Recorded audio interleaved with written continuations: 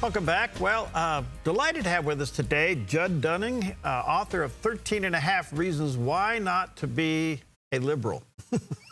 Well, now there's a title for you. 13 and a Half Reasons Why Not to Be a Liberal. He's also producer and president of CU Media Group and co-host of the podcast BulletPointNation. And by the way, that is also where you can go for the website, BulletPointNation.com, BulletPointNation.com. Hey, Judd, good to see you. Merry Christmas. Good to see you, gentlemen. I've enjoyed the show so far. I'm going to start watching Dub. Great. Well, good. A lot of people do. Yeah. Thanks for your time. All right. Well, this is, first of all, 13 and a Half Reasons Why Not. Tell us about this book a little bit. Yeah, my father passed, God rest his soul, 3 years ago. And we went up to a small cabin up in North Carolina, and Civil War cabin. We've owned it in the families for years. And I took Eric Golub, a very notable conservative writer and comedian, with me, and we sat down and we wrote a book about conservatism and the ideological principles we distilled down to 13 reasons. And actually, it comes from the roots of there's the war of moral relativism in America and creeping secularism against moral absolutism and Judeo-Christian values. And there was that television show out, and I have 2 young daughters, and that show is 13 Reasons Why. And it's about suicide in teen issues. And so I was like, what a great title to flip it over to the positive. So we came up with 13 reasons that Politicon, with some really high-minded, wonderful conservatives.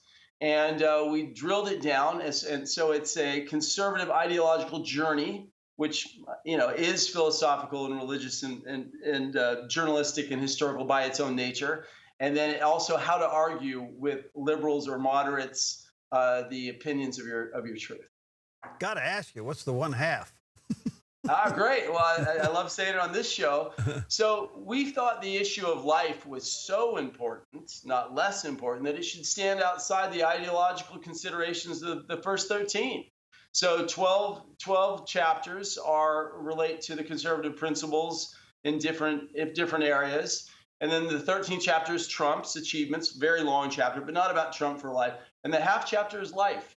And I did that one a little bit more personally, too, because I'd walked through some challenges with that, as I was a liberal when I was younger.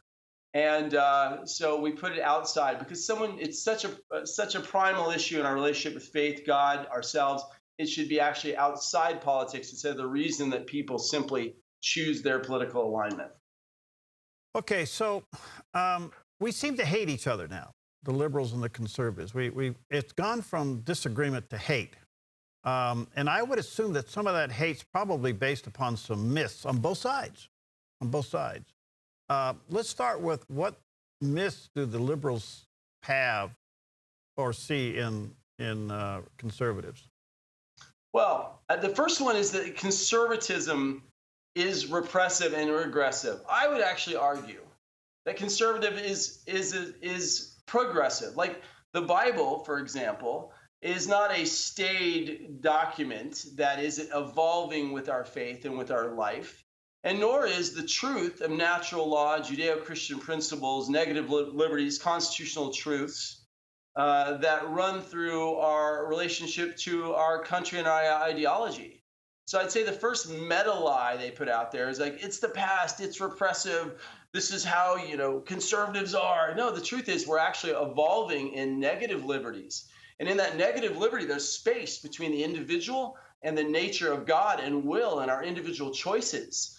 Liberalness, right, as we all know, until the 30s and the Joe Stalin perfect the world element, when everybody was fascinated with how Europe was dealing with progressing government, liberalism used to be made free of government. And I say that still stands, even though that's been hijacked. So that would be one element.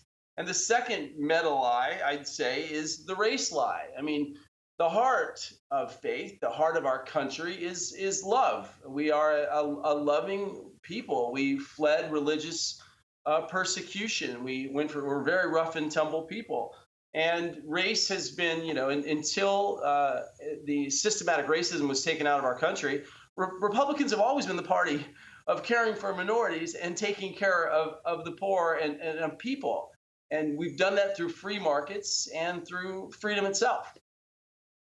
That's a great point, because it does underline almost an oxymoron, and is that we conservatives know what we're against, but I don't know if our opponents know what we're for. Oh, amen.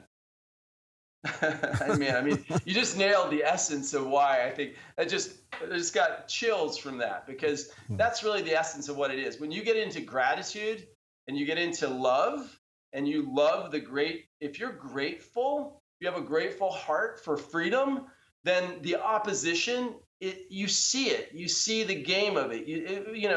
I read this amazing article that it talked about how when Christ was on the planet, it was 1,000% resonance for truth. It was an Eastern philosophy talking about the resonance of truth. And then later, through the times, the Crusades or literalism, Christianity got dipped down to like 500, and it's dipping back up. And the purity of the faith. I'd say the same thing's happening with our nation. Is we're going through this crisis, and you talked about it in your last segment. We're going through a crisis of our relationship to truth and media and the choices of ourself. Yeah. But in the meantime, what are they doing? They're hijacking polarity. They're hijacking the opposite of the golden rule, and they're selling us critical race theory and the 1619 Project and all, and 25th Amendment and voter fraud. Everything is about divisiveness, which I think we all know is the essence of darkness. Yeah, because in talking to some very hardcore Christians, if I can say that respectfully, they can certainly preach against a lot of things that they believe that are wrong, but at the cost of telling their own story of what Christ has done for them. And that's more selling, if I can use that term, than legalism. But somehow that gets lost. Let me take a quick break, because I want to come back and talk about your own road from liberalism to conservatism. And Judd Dunning is with us today. Check out his book, 13 and a Half Reasons Why Not to Be a Liberal. There's a picture of the cover on the screen for those watching on the Dove Television Network. And you can go to his website, BulletPointNation.com, BulletPointNation.com, and check out his podcast. We'll be right back.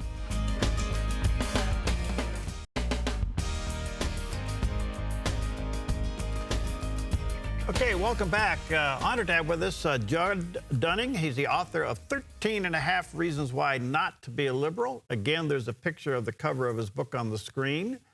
He's also the producer and the president of CU Ministries Group and the co-host of the podcast Bullet Point Nation.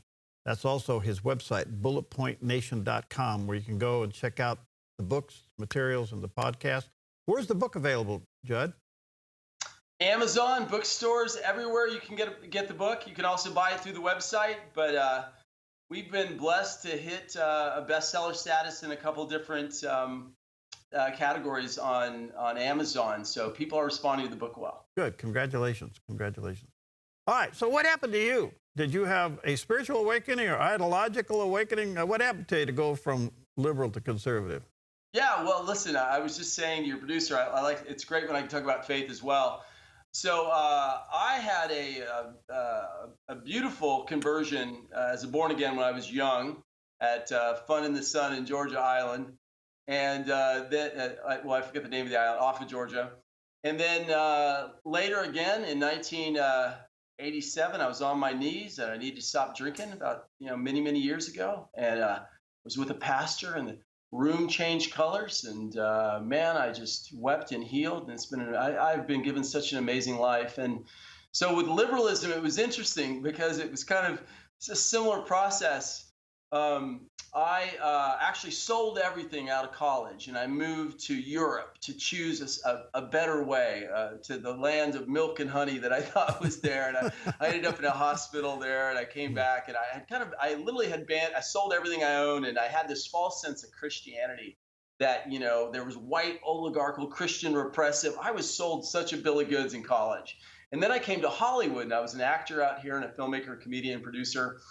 And so I got into finance, and about 20 years ago, I joined a book club, and we started a bunch of liberals in California started studying the Word. I guess some of the greats of from the Federalist Papers through the Constitution, through liberal Jonah Goldberg's books, and then 9/11 hit, And when 9/11 hit, it was we as Americans were isolated from history. I'm a big history buff. If you want to study Korea, if you want to study Vietnam, World War I, World War II, the Civil War, the war against the British, which my family fought in. That's actually how we came here.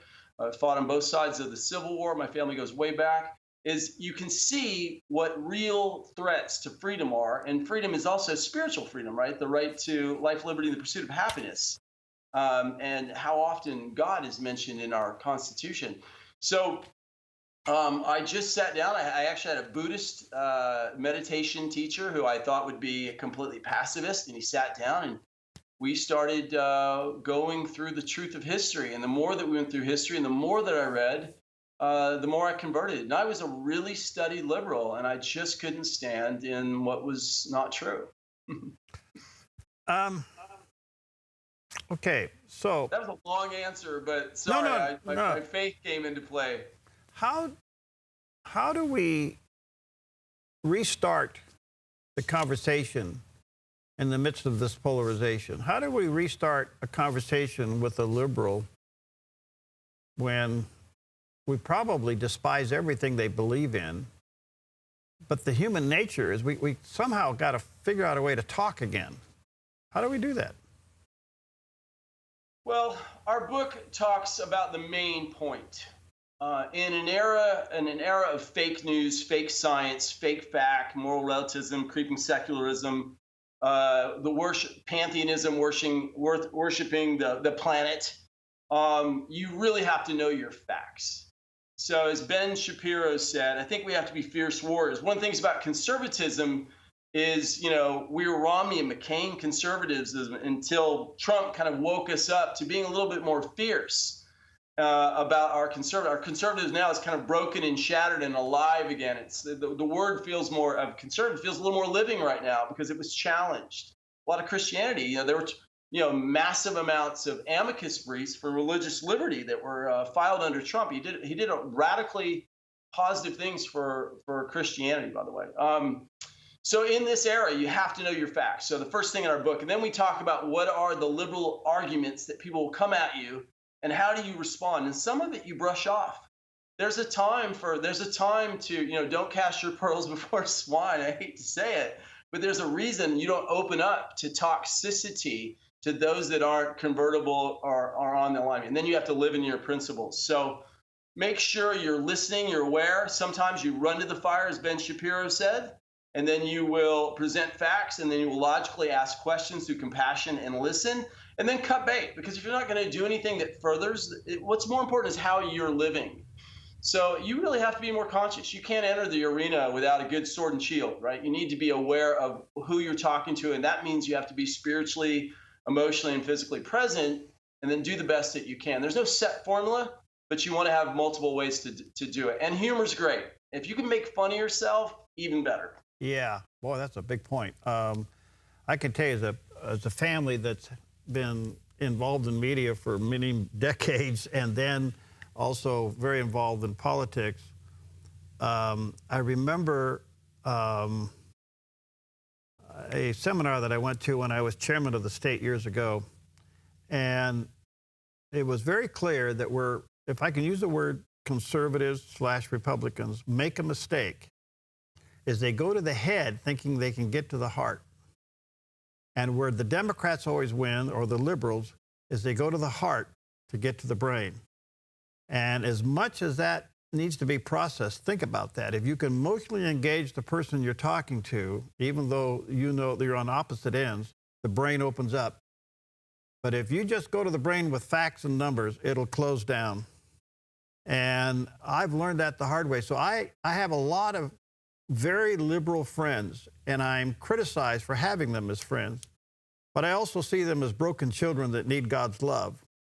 And I will open up the door to have that conversation with them and be able to draw the line without compromising my own belief system, but at least open the door emotionally so that maybe intellectually I can get them to see where I'm coming from. Yeah. I mean, look, their bedrooms are private. Their political lives are ultimately private. But we want to live in the faith of what we think is good and true. I'm with you. I love the 70s. look, one of my best friends is a Democratic Socialist. And you know what? He can have great conversations with me. And I have people that are just moderate that jump into vociferous hate. You know, it's interesting because there was a great book. I go to the Vineyard in West Los Angeles, and I also go to Temple. I have Jewish kids, and I asked my pastor. I said, "Hey, what do I do? I have Jewish stepkids," and he said, "First covenant, go over there. Now you're going to go to Temple and church." So I've been going to Temple and church for like, I don't know, 15 years. And I'm lucky because they're down the street and I get to walk into both of them. But there was a dis-ease in the church where people were looking from a victim place, simplifying Christianity. The shadow of Christianity after the post-literalist 30s, right, was a kind of we had a shame-based faith that God was just going to come down and save us emotionally. And we all know that person in the church. It's like, hey, you need to take the rational next step in the heart and the head. So, the Lord wants you to work through the Word. He also wants you to look at the specific action plans in the Old and New Testament and take action and feel as well with grace and feel the beauty of peace. But you don't expect just to be rescued. And so I think it's a fine line. You look at the people that are emotionally unhealthy that you can get to, and you look at the ones that you can't. And there's a lot of people just sitting in a lack of emotional and spiritual health. So for them, you can just act nobly. It only takes one person to have a healthy relationship, technically. And, be that Christian, be that American, be that patriot with compassion and grace, and then know when to exit and, go to fight another day. Yeah. Isn't it weird it's gotten this complicated now? Yep. All right, let me say BulletPointNation.com is his website. That's also where you can check out his podcast, BulletPointNation.com. Real quickly, Judd, so what's your 30,000-foot view of where we are politically today? Well, I stand in the fact that there's, look, I'm trying to look right into the fire of truth. There are a series of dates. The next one is January 6th. Right. And, Pence can tear up fraudulent elected states. He can make that call without a military intervention.